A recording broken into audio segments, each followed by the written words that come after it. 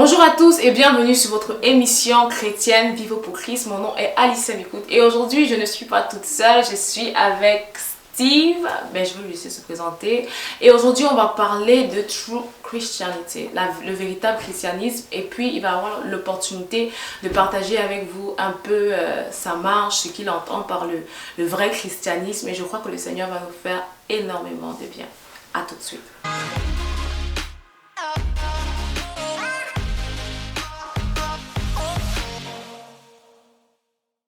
Alors bienvenue une fois de plus, je ne suis pas seule cette semaine, je suis avec un invité que je vais laisser l'opportunité de se présenter. Bonjour, mon nom est Steve, Steve Piana, comme j'aime dire, et j'aime m'appeler Soldier of Christ. Je suis de la communauté House of Grace pour toutes les nations. Ok, bienvenue Steve. Alors tu t'es défini comme un soldat de Christ, alors comment est-ce que ça a commencé? Est-ce qu'on est chrétien? Est-ce qu'on devient soldat de Christ? Comment il fait son recrutement pour être dans son armée? J'aimerais dire que chaque soldat qui fait partie d'une armée est recruté. Et comment ce recrutement se passe dans le corps du Christ, c'est que tu dois d'abord commencer par donner ta vie au Seigneur. Si je peux un peu partager concernant ma vie, il y a un temps où j'étais en train de me dire que je vais prendre mon temps, je vais servir Dieu quand j'aurai peut-être 60 ans, quand j'aurai Waouh, 50 ans, c'est un peu osé. Et, ouais, donc je me disais cela. Et puis un bon jour, je me suis dit, ok, assez, je pense que je dois donner ma vie à Jésus. Wow. Et c'est en ce moment que, en lisant la parole de Dieu, je vois où Jésus est en train de dire que tu n'es pas digne d'être mon disciple si tu ne sais pas comment renoncer ce monde. Donc, parler de renoncer un peu tout ce qu'on voit le soir. Il dit, à moins que tu puisses porter ta croix et me suivre. Ouais. Et je pense que ça définit vraiment un très bon soldat de Christ, tel que l'apôtre Paul le dit dans 2 Timothée chapitre 2, verset 3. Il parle de « souffre avec moi comme un bon soldat de Christ ». Et je pense bien que cette vie, c'est aujourd'hui, la plupart du temps, quand on pense à l'armée, on voit un militaire qui va combattre. Ouais. Et je me suis décidé de donner ma vie à Jésus, et non seulement ça, mais combattre pour le Christ. Mais est-ce que c'était dur parce que tu viens quand même d'un background, tu vois, si tu n'étais pas chrétien, parce que je veux préciser ici que nous croyons, parce que la Bible le dit, qu'on ne naît pas chrétien, mais on devient chrétien. On devient chrétien en acceptant Jésus-Christ comme Seigneur et Sauveur. Mais est-ce que c'est difficile, justement, parce qu'aujourd'hui on parle du véritable christianisme, de pouvoir quitter d'une vie où tu étais ton propre chef, ou encore esclave du péché ou esclave du diable, à devenir soldat de Christ? Et qui dit soldat veut dire qu'il est un commandant, il est un maître, il est un seigneur. Est-ce que c'est dur ce renoncement-là? Je dirais que c'est pas dur. Ok. Ce que je pourrais dire, c'est que il y a un problème avec l'homme, c'est que à moins que l'Esprit, Jésus va dire que personne ne vient à moi, à moins que le Père l'a envoyé. Personne ne va au Père à moins que le Christ l'a emmené vers le Père. Et je pense qu'on est sauvé par la foi, tel que la Bible dit, à travers de la grâce de Dieu. Et ce n'est pas une décision. Voilà, la Bible parle de l'homme en tant qu'homme animal. Okay. Un animal ne peut pas réfléchir, un animal ne peut pas savoir quoi faire. Je sortais en boîte, je faisais un peu tout, un peu plus que tout ce que la majorité des gens peuvent faire un peu là-dehors. Mais ce que j'ai compris un beau jour, je dirais que c'est l'Esprit de Dieu qui emmène la conviction. La Bible dit que l'Esprit de Dieu, c'est celui qui emmène la conviction du péché. Et il n'y a personne qui peut dire que je suis changé ou je peux changer par ma propre décision. Voilà pourquoi on voit souvent, si je peux me permettre de dire, des fausses conversions. Des gens qui peut-être ont eu à être émotionnels, peut-être qu'ils cherchaient peut-être une réponse, ils viennent à Dieu, et puis après, une fois qu'ils ont ce dont ils avaient besoin, ils retournent un peu. Mais je pense que si c'est vraiment l'Esprit de Dieu qui vient en toi, il y a un changement que tu ne peux pas expliquer. Il y a quelque chose de surnaturel qui se passe. Voilà, Jésus va dire, à moins que tu sois né de nouveau. Donc la nouvelle naissance, ça parle de quelqu'un qui n'a jamais existé. Yes.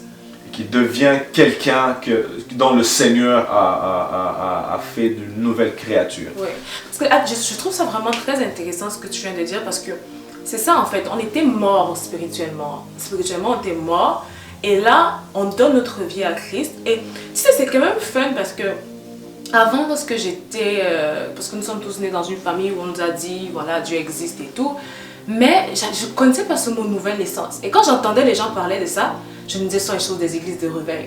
Et la première fois que j'ai lu dans la Bible, justement lorsque Jésus-Christ va lui dire qu'il faut que tu naisses d'eau et d'esprit, que tu naisses de nouveau, et tu te rends compte véritablement, comme tu dis, qu'il y a un réel changement qui se passe dans ton esprit. C'est comme si tu n'existais pas, comme si tu étais tout simplement mort. C'est pourquoi je dis souvent que parfois on marche, on est mort et on croit qu'on est en vie. Mais en fait, on est mort parce qu'il n'y a que l'Esprit de Dieu qui donne la vie.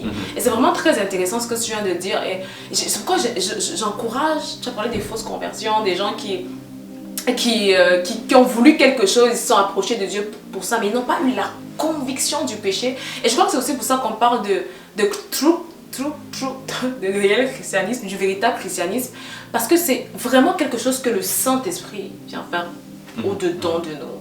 Waouh! Mais justement, comment est-ce que tu as appris justement à connaître la personne du Saint-Esprit? Parce que je crois que c'est elle qui fait vraiment le tout dans la marche chrétienne. J'ai parlé bien avant sur, comme tu viens de mentionner aussi, sur les fausses conversions. Moi, je pense que très souvent, c'est le Saint-Esprit. On parle de ça comme un mystère. On ne sait pas ce que le Saint-Esprit fait.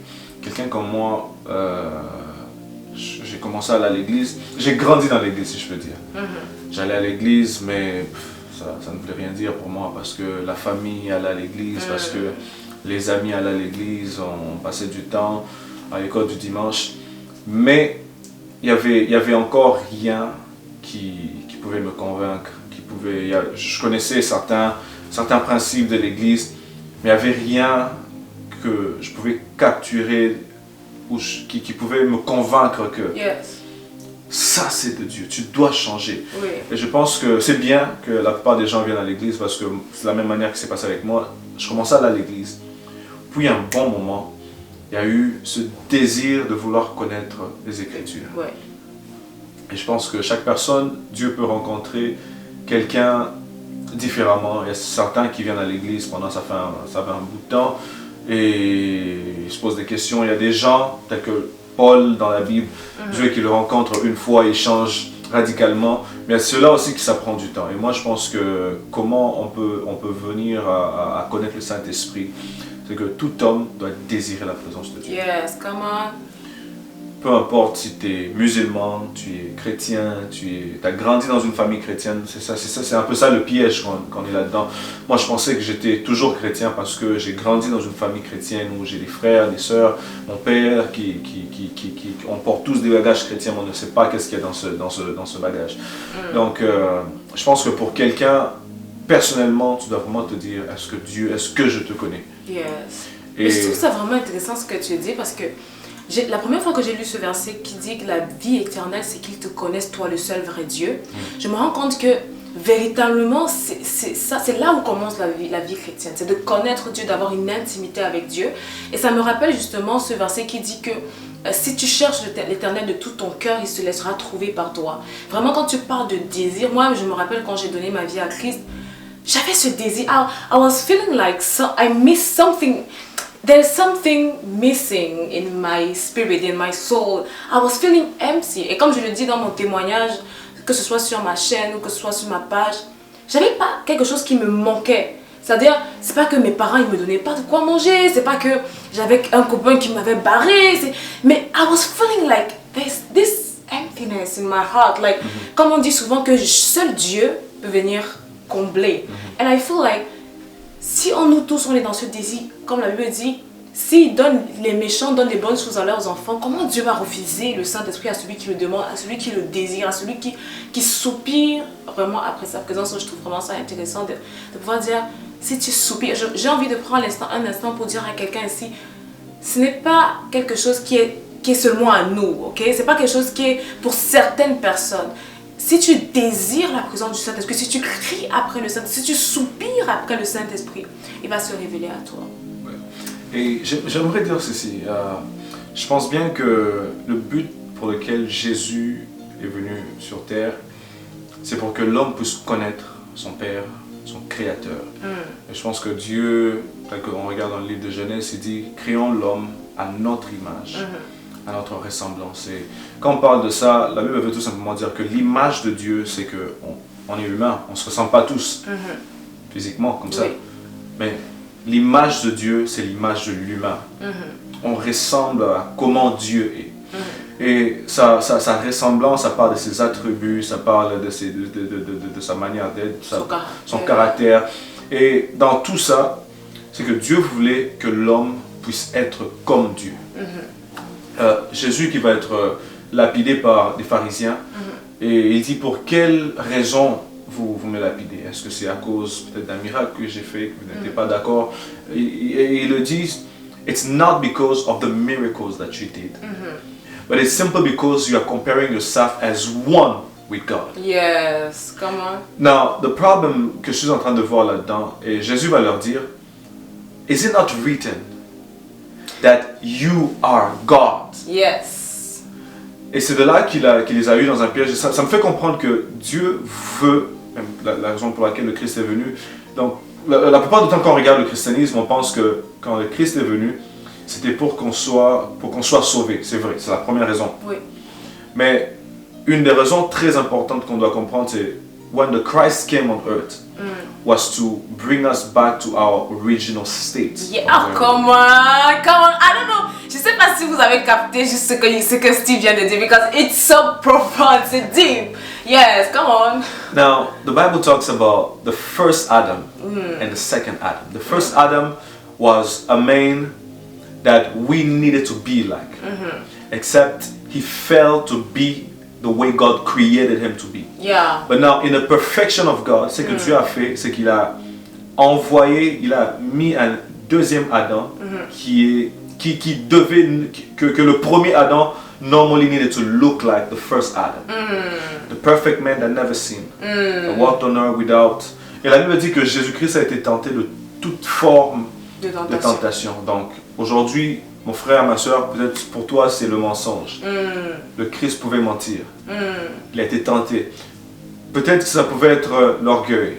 Peut-être ça pouvait être le péché sexuel. Peut-être ça it could have been anything that you can imagine. La Bible dit qu'il a été tenté avec toutes sortes. But he never sinned. And that's the perfect way that God wanted man to be.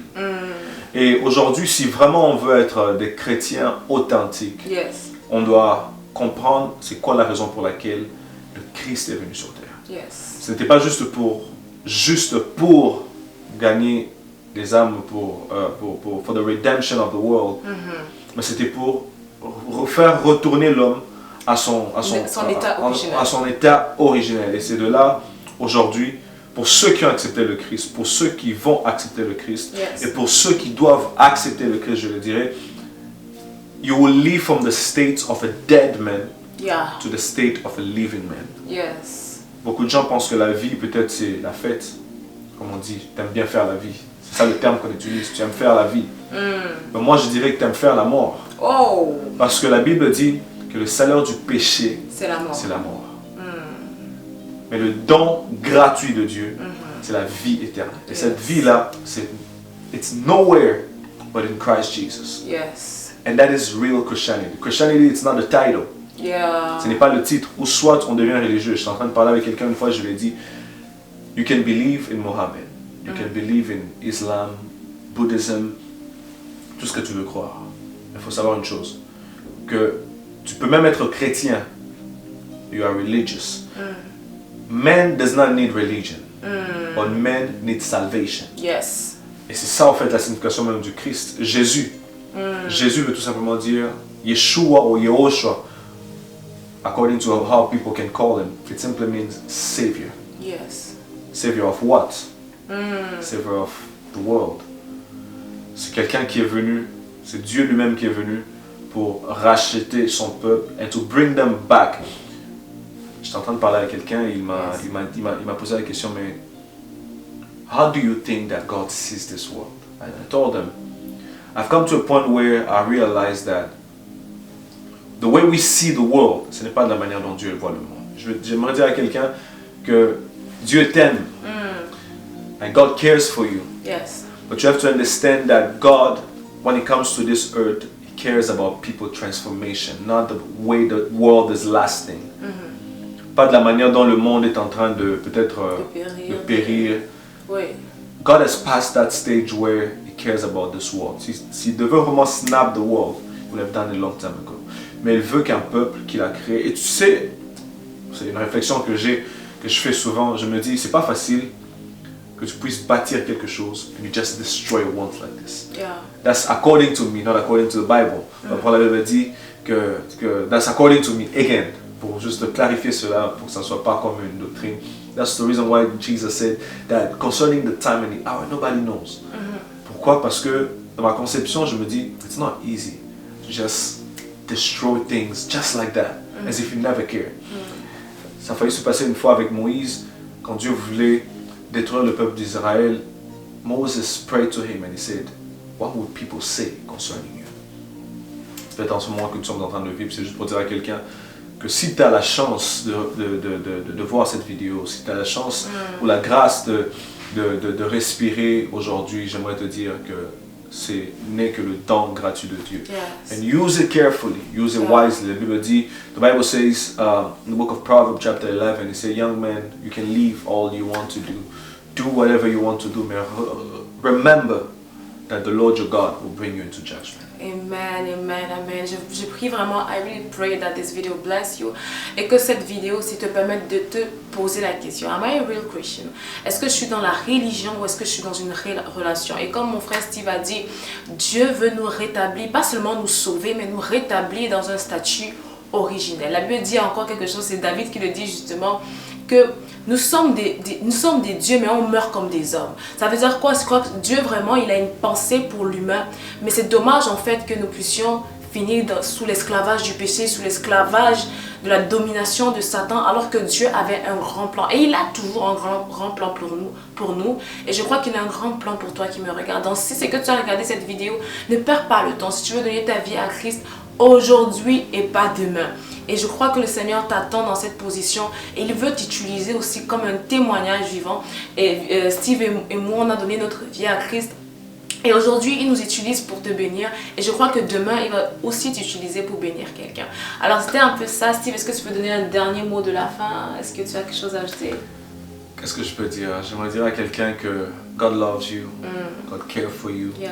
Et le Christ revient bientôt. On ne peut pas parler du christianisme sans parler du retour du Christ. Yeah. Il revient très bientôt. Et à travers des signes que nous avons déjà vus, juste pour dire à quelqu'un, si tu entends vraiment ce message aujourd'hui, c'est pour te dire, sois prêt et que le Christ puisse revenir, te trouver dans un état prêt. God bless you. Amen, amen. Que Dieu vous bénisse abondamment.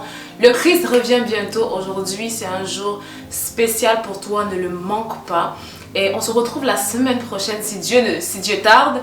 Et voilà un peu. Que Dieu vous bénisse abondamment et bonne journée à vous.